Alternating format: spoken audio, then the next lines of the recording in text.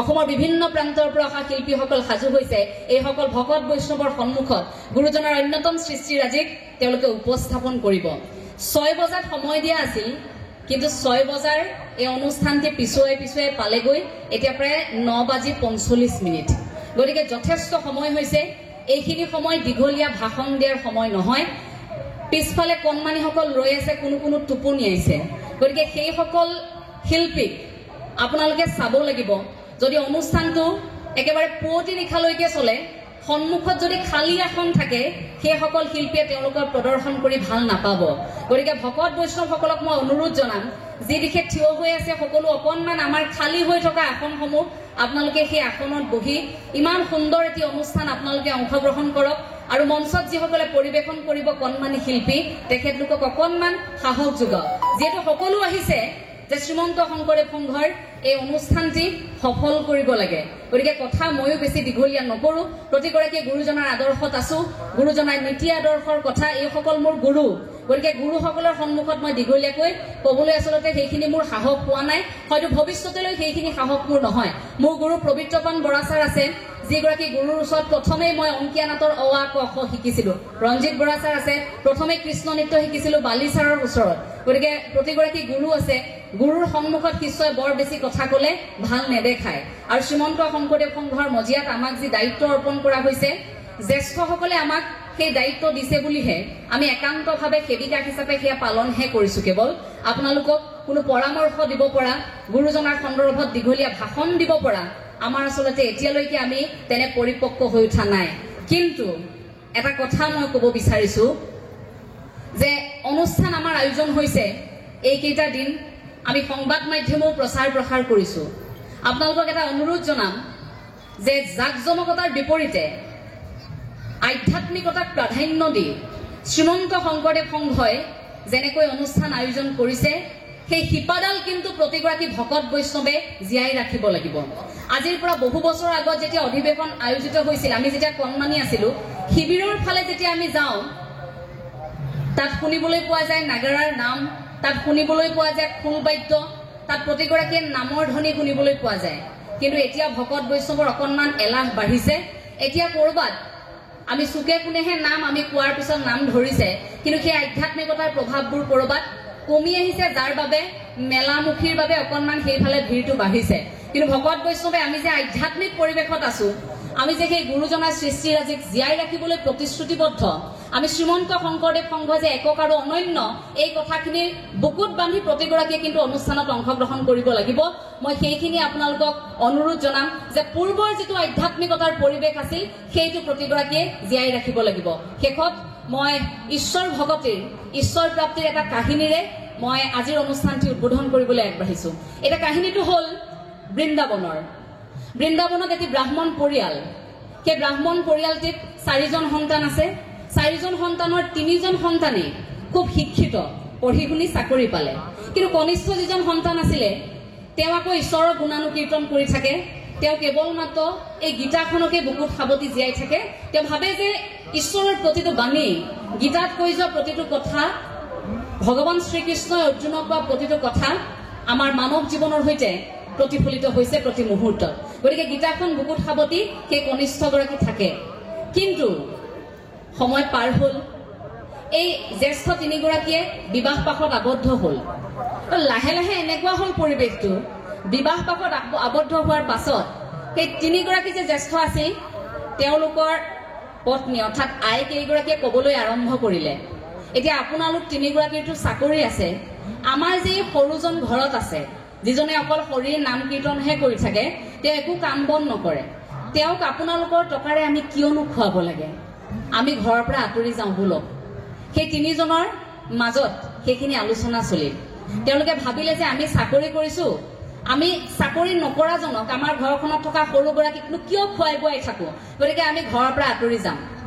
আটাইকেইজনে এটা এটা বাহানা আৰম্ভ কৰি দিলে। অৰ্থাৎ তেওঁলোকৰ এটা এটা কথা ক'বলৈ আৰম্ভ কৰিলে। কোনোজনৰ চাকৰিৰ অসুবিধা দেখুৱালে, কোনোজনৰ আন কিবা এটা অসুবিধা দেখুৱালে, কোনোজনৰ আন কিবা এটা।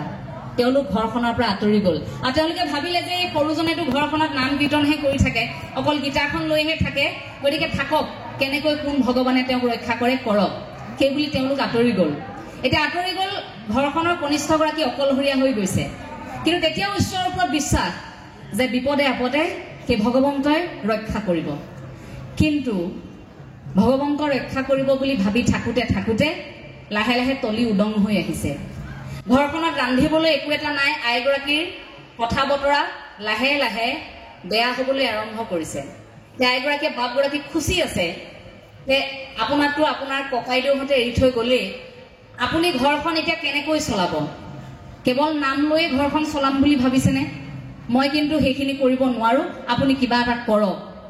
এতিয়া আইগৰাকীৰ জোৰ, কিবা এটা কৰিব লাগে, কিন্তু তেওঁৰ কথা হ'ল যে ভগৱন্তই সহায় কৰিব।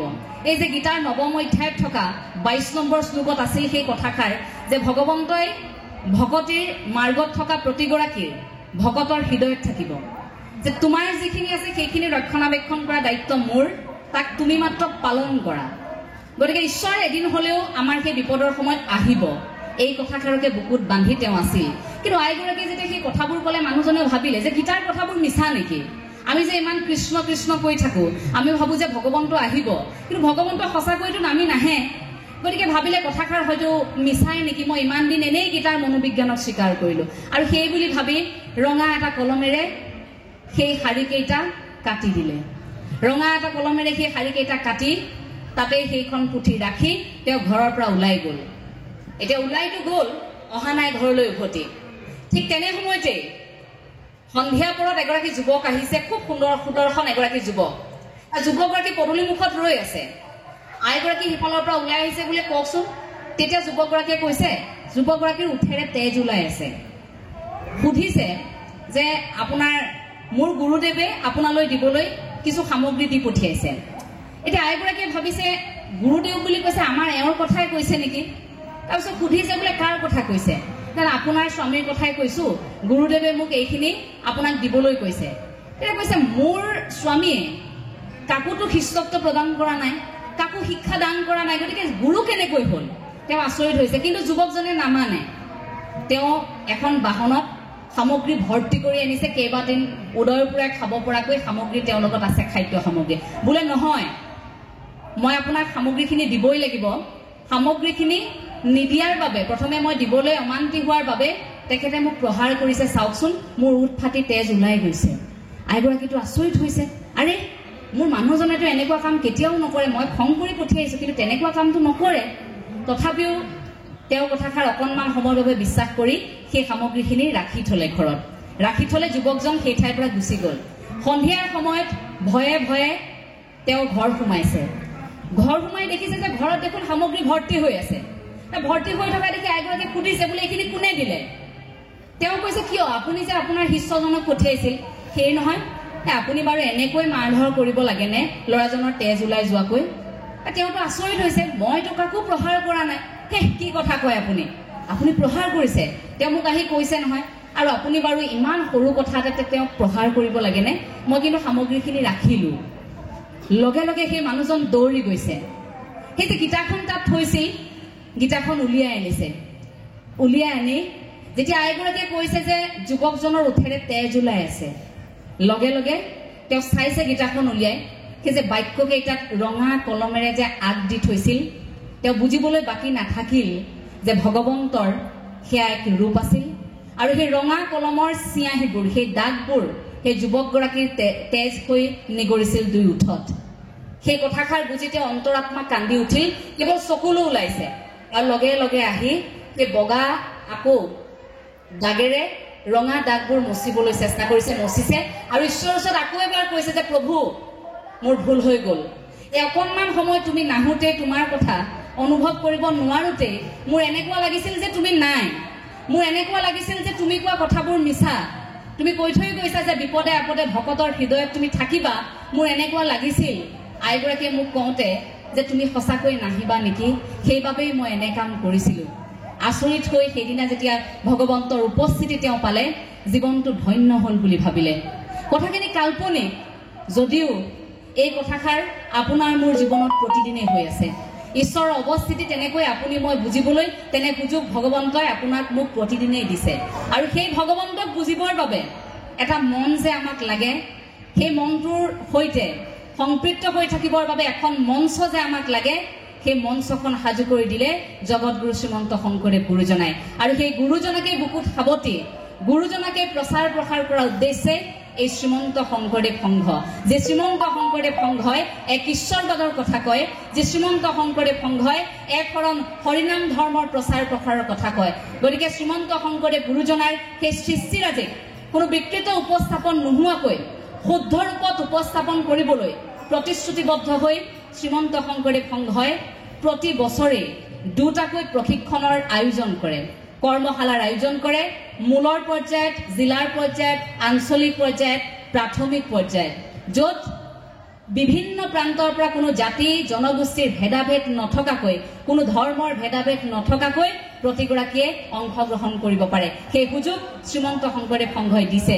গতিকে তেনে এখন মঞ্চত এটি সাংস্কৃতিক অনুষ্ঠান, ইমান বিশাল এটি অনুষ্ঠান, ভকত বৈষ্ণৱৰ সন্মুখত তেনে এটি অনুষ্ঠানৰ উদ্বোধকৰ দৰে দায়িত্ব আমাক অৰ্পণ কৰা হ'ল। আমাৰ তেনে সীমিত জ্ঞান, আমি মাত্ৰ যাত্ৰা আৰম্ভ কৰিছোহে, আমি কেৱল এগৰাকী সেৱিকা। গতিকে আমাক দিয়া সেই দায়িত্ব আমি কেৱল পালন কৰিছোঁ। কথাখিনি আৰু দীঘলীয়া নকৰোঁ, তেওঁলোক ৰৈ আছে। এইসকল জ্যেষ্ঠ ব্যক্তিৰো আমনি লাগিব, কাৰণ অনুষ্ঠান সম্পূৰ্ণ হোৱালৈকে আপোনালোক সকলোৰে সহায় সহযোগিতা লাগিব। আপোনালোক সকলোৰে শ্ৰীচৰণত সেৱা জনাই আজিৰ এই শ্ৰীমন্ত শংকৰদেৱ সংঘৰ ৯৪ সংখ্যক বাৰ্ষিক অধিৱেশনৰ বৈষ্ণৱ পণ্ডিত সোণাৰাম চুতীয়া এটা সমন্বয় ক্ষেত্ৰৰ মহবন্ধা এৰালতলি পথাৰৰ আজি প্ৰথম দিনৰ সাংস্কৃতিক অনুষ্ঠানৰ শুভ উদ্বোধন হ'ল বুলি আপোনাসৱৰ সন্মুখত আমি ঘোষণা কৰিলোঁ আৰু আপোনাসৱৰ শ্ৰীচৰণৰ শেষত আমি সেৱা ধৰিছোঁ। কৃষ্ণ।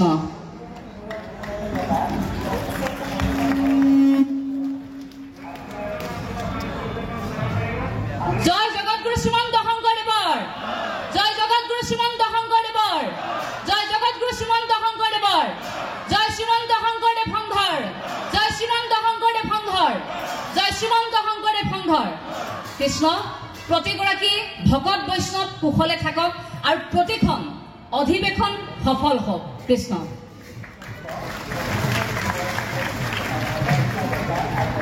কৃষ্ণ। ইমান সময়ে সকলোকে আপ্লুত কৰি আজিৰ সাংস্কৃতিক সমাৰোহ উদ্বোধন কৰাৰ বাবে এঞ্জেলা সংঘই এগৰাকীলৈ আন্তৰিক মৰম আৰু কৃতজ্ঞতা জ্ঞাপন কৰিলোঁ।